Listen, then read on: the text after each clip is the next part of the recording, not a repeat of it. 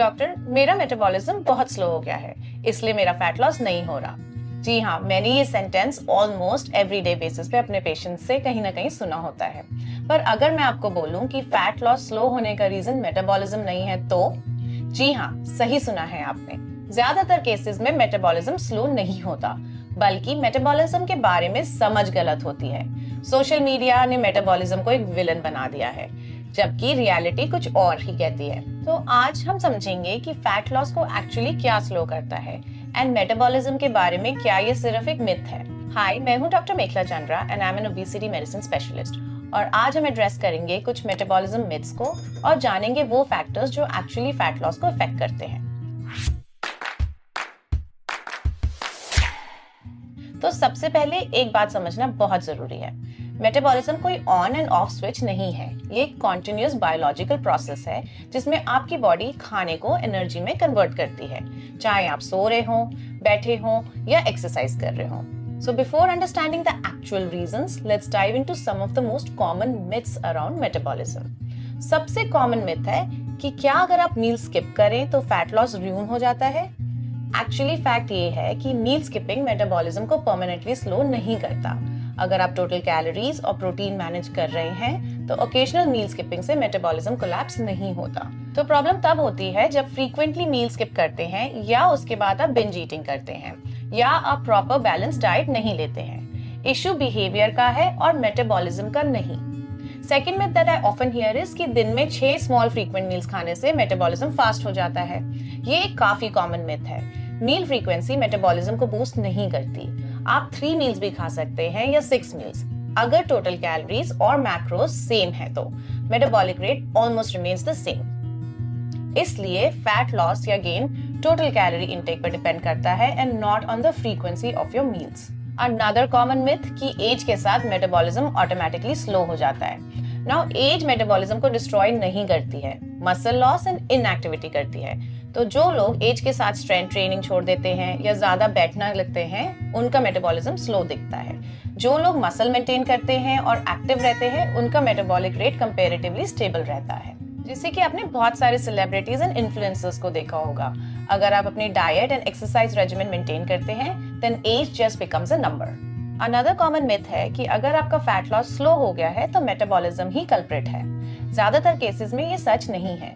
Most of the cases में गलत calorie trekking culprit हो सकती है या आपकी डेली एक्टिविटी कम हो जाती है, जिसे हम नीट कहते हैं। इसके साथ साथ protein loss and muscle loss and आपकी poor sleep and high stress भी कंट्रीब्यूटिंग फैक्टर्स हो सकते हैं। तो आइए अब जानते हैं वो फैक्टर्स जो एक्चुअल में फैट लॉस को स्लो कर सकते हैं। One of the most common cause is low muscle mass होना। मसल एक मेटाबॉलिकली एक्टिव टिश्यू है, मतलब ये रेस्टिंग स्टेट में भी कैलोरीज बर्न करती है। जब लोग सिर्फ कार्डियो और क्रैश डाइट्स फॉलो करते हैं तो मसल लॉस होता है। मसल कम हुई तो रेस्टिंग मेटाबॉलिज्म नेचुरली कम हो जाता है एंड फैट लॉस स्लो लगने लगता है। Another common reason is poor sleep and high stress. नींद कम हुई तो हंगर हार्मोन्स बिगड़ जाते हैं, ग्रेलिन बढ़ जाता है, लेप्टिन गिरता है। इसके साथ साथ ही स्ट्रेस से कॉर्टिसोल भी बढ़ जाता है। अब हाई कॉर्टिसोल फैट स्टोरेज को प्रमोट करता है, स्पेशली बेली एरिया में। अगर आप लेप्टिन एंड ग्रेलिन के बारे में और जानना चाहते हैं तो नीचे दिए हुए लिंक को आप क्लिक कर सकते हैं। नेक्स्ट है hormonal imbalances. Hypothyroidism, insulin resistance, PCOS जैसी कंडीशंस फैट लॉस को डिफिकल्ट बना सकती हैं। लेकिन इम्पोर्टेंट बात ये है कि ये सब कंडीशंस कुछ ही लोगों में होती हैं। मेजॉरिटी लोगों में लाइफस्टाइल फैक्टर्स ज्यादा रिस्पॉन्सिबल होते हैं। इनकी डायग्नोसिस एंड ट्रीटमेंट एसेंशियल होती है। Next is इनएडिक्वेट protein intake. Protein का थर्मिक इफेक्ट सबसे ज्यादा होता है, मतलब इसे डाइजेस्ट करने में ज्यादा कैलोरीज बर्न होती हैं। साथ ही प्रोटीन मसल प्रिजर्व करता है। सो लो प्रोटीन डाइट मसल लॉस को बढ़ाती है, जो इनडायरेक्टली मेटाबॉलिज्म को डाउनशिफ्ट करती है। Another reason is lack of activity यानी कि low NEAT, NEAT। एक्सरसाइज के अलावा जो डेली मूवमेंट्स होती हैं, जैसे कि वॉकिंग या स्टेयर्स लेना या इवन खड़े रहना, ये सब आपकी नॉन एक्सरसाइज एक्टिविटी थर्मोजेनेसिस यानी कि नीट कहलाता है। सो लो नीट एक साइलेंट फैट लॉस किलर है।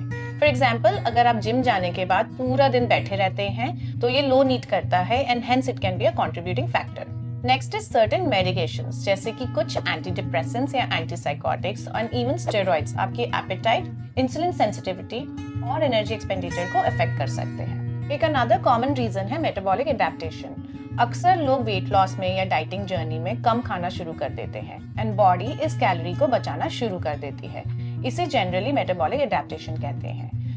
इसकी वजह से थायराइड हार्मोन्स एंड आपका लेप्टिन गिर जाता है, जिसकी वजह से मेटाबॉलिज्म भी इफेक्ट हो सकता है एंड स्लो डाउन हो सकता है and ultimately it may contribute to slow fat loss. So what actually helps? अब इन सब मिथ्स को साइड में रखकर अगर आपको फैट लॉस सस्टेनेबली चाहिए तो आपका मेन फोकस ये होना चाहिए। A, build muscle.